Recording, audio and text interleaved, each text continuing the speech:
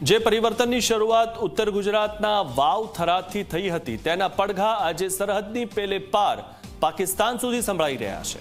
ઠાકોર સમાજનું એક એવું સામાજિક બંધારણ જેણે કુરિવાજોની બેડીઓ તોડી નાખી, લગ્ન પ્રસંગોમાં થતા ફિઝુલ ખર્ચ, દેખાદેખી અને બિનજરૂરી રિવાજો પર કડક નિયંત્રણો મૂકતું આ બંધારણ આજે એક જન આંદોલન બની ગયું છે।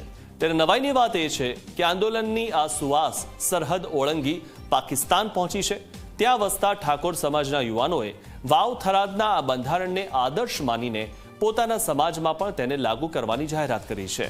સમાજ સુધારણાને કોઈ સરહદ નડતી નથી, તે આ ઘટનાએ હવે સાબિત કરી દીધું છે।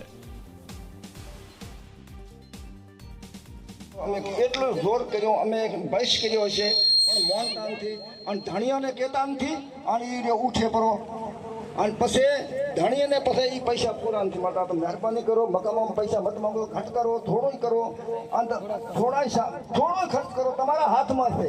તમે જે થોડો અહીંથી બાદ બી અગર જે કદીક નથી માનતા તો તમે જે કદીક એને ખિલાફ જાય તો એની વિડીયો વગેરે ભરીને તમે અહીંયાની અમોને સેન્ડ કરો અને દેખો 42 રૂપિયાની કમિટી છે એ અહીંયાનો ફેસલો કરશે બાકાયદે કે આખરી બરાદરીની એ વાતો નથી માનતા। તો चमके हमन देख दी के आप भारत में दुआ था तो इन्हें देखे ठाकुर समाज यहाँ मना वाव थराद बीजा बधाएला भेड़ा थईने यहाँ एक मीटिंग जोड़ी दे और सागी खर्चा घटाए हारू करीने और बाकायदे कानून पास कर्यो थे कि नियमों ने ए माथे कानूनी कार्रवाई करी रहे।